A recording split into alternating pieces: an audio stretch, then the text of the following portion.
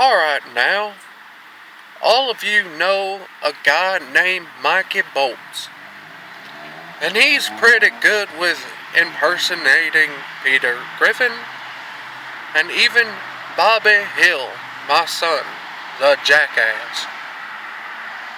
But I don't think he makes a good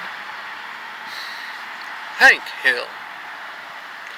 So this is me, real Dave, pretending to be Hank Hill, calling out that jackass Mikey Bolts. Do you think you got what it takes to sell the right amount of propane accessories?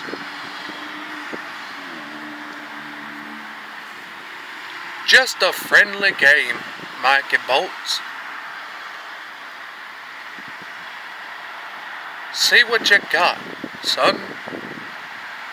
'Cause I'm here to tell you, my daughter loves me doing this voice. And I don't think you got what it takes to make her laugh as much as I do. So this is me and Ladybird signing off saying, what you got now, Mikey Bolts?